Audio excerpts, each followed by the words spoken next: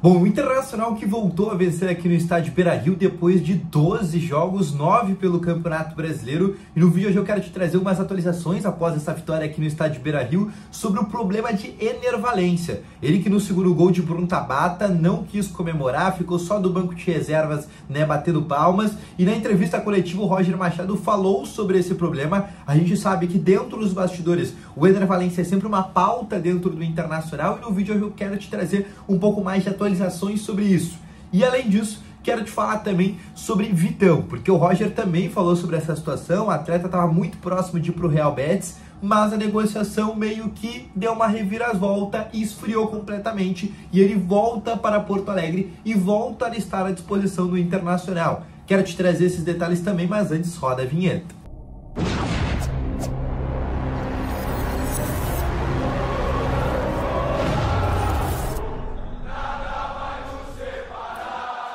Muito boa noite, colorados, começando aqui com novas informações sobre o Internacional. E só antes de começar com esse vídeo, não esquece de deixar já o teu gostei, te inscrever no canal e ativar também aqui o sininho de notificações, que é muito importante. Deixa aqui nos comentários também a tua opinião sobre o que tu assistiu aqui do Internacional contra a equipe do Juventude, gostou, não gostou? Deixa nos comentários que eu quero saber muito a tua opinião, tá bom?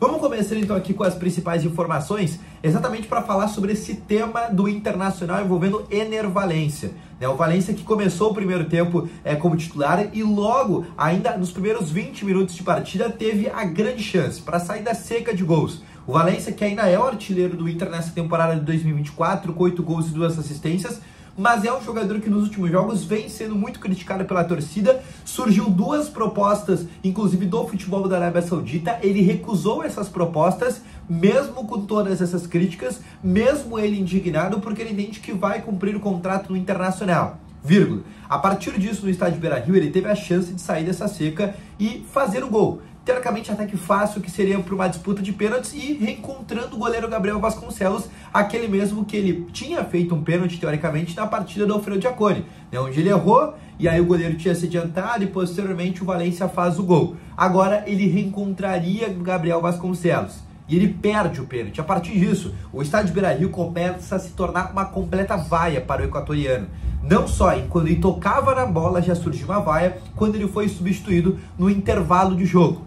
Principal incógnita dessa partida até é a substituição no intervalo. E obviamente foi perguntado para o Roger Machado na entrevista coletiva sobre essa situação. Por que o Valencia saiu se ele não teve nenhum problema de lesão ou algo nesse sentido? O Roger Machado disse que quando o Valencia perdeu o pênalti, ele saiu do ritmo do jogo. Ele ficou em outra voltagem, porque realmente ele sentiu ele ter perdido aquele pênalti. A partir dali, o Valencia foi outro atleta. Ele já tinha criado algumas situações, teve uma bola com o Gustavo Prado, teve uma bola no cruzamento do Gabriel Carvalho, algumas finalizações ele já tinha feito, mas após aquela situação, o Valencia desliga do jogo. E por isso o Roger Machado tirou ele. Mas o Roger também trouxe um bastidor, que na conversa do vestiário após a partida, após a vitória por 2-1, na rodinha, na famosa rodinha que acontece, ele disse e falou para todos os jogadores: o Ener Valencia é um jogador muito importante para a gente e eu quero falar isso aqui na frente de todo mundo. Roger fazendo aquela gestão de vestiário que todo mundo está acostumado. Todo mundo sabe que nesse momento o Inter tem essa dificuldade de gestão. O Magrão saiu, que era uma das figuras que tinha uma certa oposição ali com o Ener Valencia. Todo mundo lembra daquele episódio do ano passado, onde na frente das câmeras o Valencia brigou com o Magrão. O Valencia tem essa personalidade um pouco mais aguerrida, mais sanguínea, essa seria a palavra ideal de dizer. E tanto que no segundo gol que o Inter faz do Bruno Tabata, também um gol que a gente tinha que sofrer com requinte de crueldade, onde o Gabriel Vasconcelos faz a defesa e no rebote Tabata consegue fazer o primeiro gol.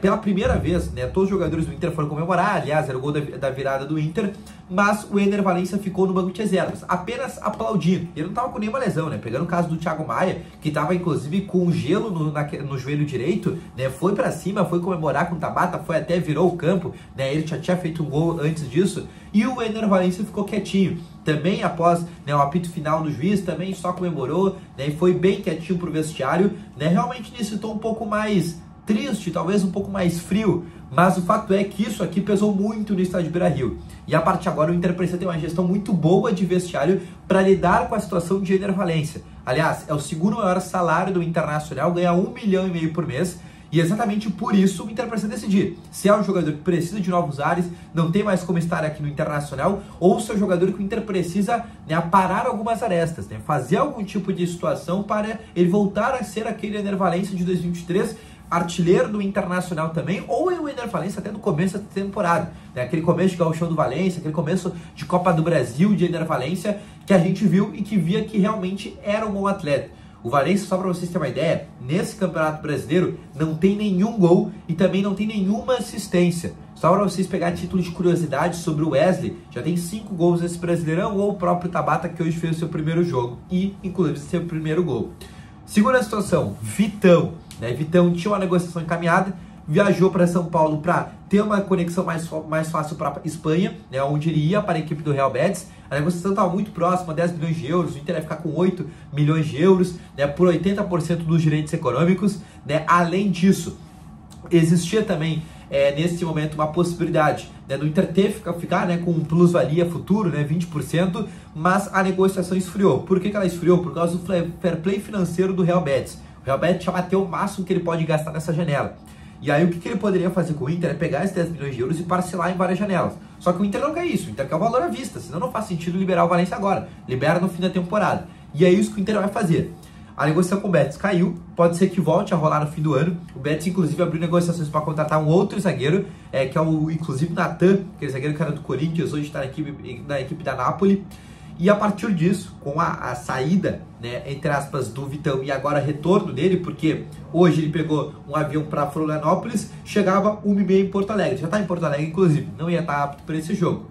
Mas para o jogo de fim de semana contra o Atlético Goianiense, vai ser um jogador que vai estar à disposição do técnico Roger Machado, e a gente pode ser aquele reforço caseiro.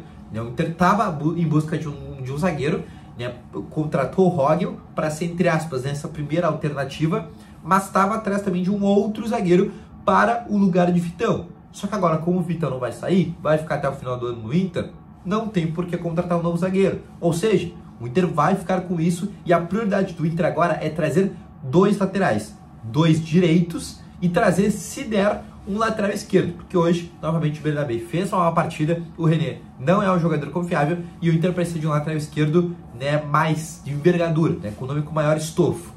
Outra situação, o Roger também falou sobre essa situação do Vitão, e ele disse que o Vitão está 100% à disposição e vai estar na viagem para o Atlético Goianiense. Lembrando, o Inter agora tem 25 pontos no Campeonato Brasileiro, subiu bem na tabela, 13º colocado, passou inclusive o Grêmio, passou o Juventude, e se vencer a próxima rodada, que é o Atlético Goianiense, que é o jogo, que é o lanterna do Campeonato Brasileiro, teoricamente o time mais fácil, né, e mais acessível para o Inter, mas no qual o Inter não conseguiu vencer aqui no Beira-Rio. Mas se o Inter vencer, né, a equipe do Atlético Goianiense, o Inter pode terminar a rodada já na primeira parte da tabela com 4 jogos a menos, tá bom? Deixa nos comentários aqui a tua opinião sobre esse vídeo. Eu volto logo mais com as informações. Grande abraço a todos vocês, valeu, falou e fui!